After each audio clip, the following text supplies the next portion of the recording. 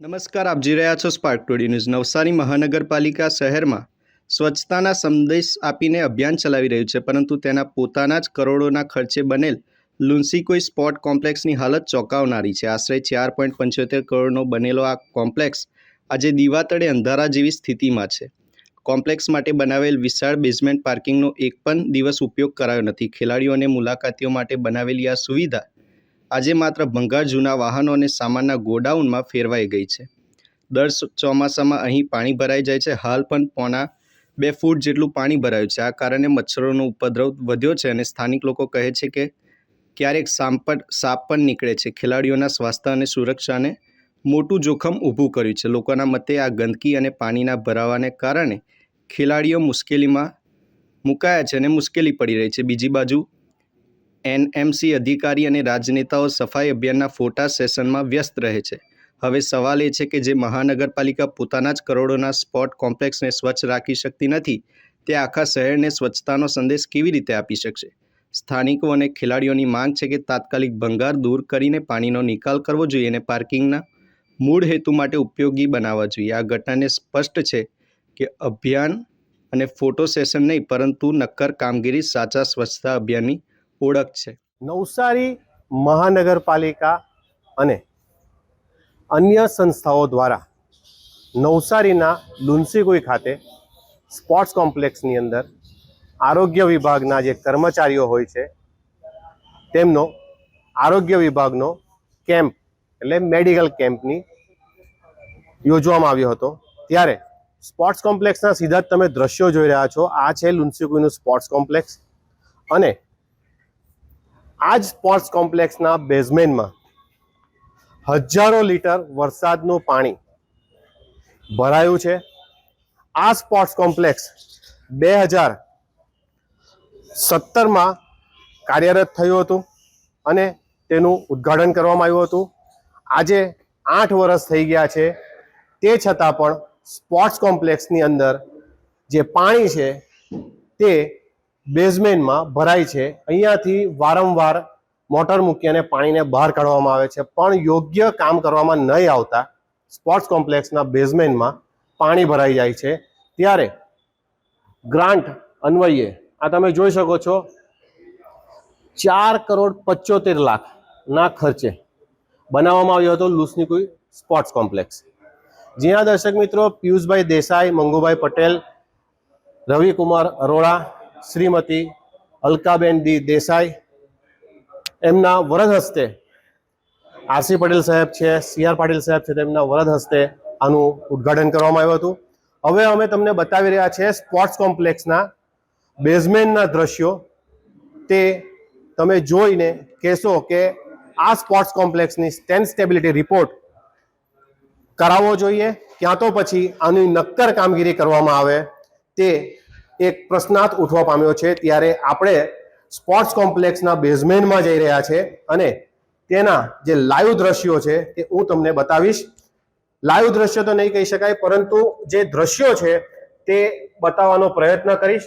જેમાં પાણી ભરાઈ ગયું છે. મારે બૂટ કાઢી અને અંદર જવું પડશે, જેથી કરી હું તમને જે પાણી ભરાયું છે તે કેટલું છે તે તમને હું બતાવી શકું અને તેની હાઈટ કેટલી છે પાણીની તે બતાવી શકું. તો સીધા જ આપણે જઈશું, જે પાણી ચેક કરશું કે કેટલી હાઈટ પર પાણી ભરાયું છે અને સ્વિમિંગ પુલના દ્રશ્યો સામે આવ્યા છે. ત્યારે સીધા જ આપણે જઈશું. ખાલી 1 મિનિટથી 30 સેકન્ડ જેવી મને આપજો, હું અંદર જઈ રહ્યો છું.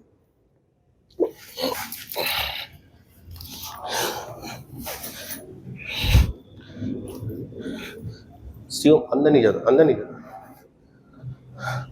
મારા કેમેરામેનને કહીશ કે અંદર નહીં જાય, કેમ કે તમે સીધા દ્રશ્યો જોઈ રહ્યા છો. આ જે પાણી છે એ સ્પોર્ટ્સ કોમ્પ્લેક્સની અંદર ભરાયું છે. સ્વિમિંગ પુલ જેવા દ્રશ્યો સામે આવી રહ્યા છે. ત્યારે અનેક પ્રકારની વસ્તુઓ જીવિત હોઈ શકે છે. જીવના જોખમે સ્પાર્ક ટુડે ન્યૂઝની ટીમ નવસારી ખાતેથી અંદર પાણીમાં જઈ રહી છે. આમાં સાપ પણ હોઈ શકે અને મચ્છરજન્ય રોગો પણ હોઈ શકે. આપણી પાસે મેજર ટેપ છે, કેટલું પાણીનું લેવલ છે એ બતાવવાનો હું તમને પ્રયત્ન કરીશ. ત્યારે હું જઈ રહ્યો છું પાણીની અંદર. આ લગભગ મારું ઘૂંટણ પણ ડૂબી ગયું છે. તમે સીધા દ્રશ્યો જોઈ રહ્યા છો. આ જે સ્પોર્ટ્સ કોમ્પ્લેક્સ છે તેના સીધા જ હું તમને દ્રશ્યો બતાવી રહ્યો છું. જે રીતના હું જઈ રહ્યો છું તે રીતના તમે દ્રશ્યો જોઈ રહ્યા છો. આ પાણીની અંદર સાપ પણ હોઈ શકે, કશે ને કશે મચ્છરજન્ય રોગો પણ હોઈ શકે.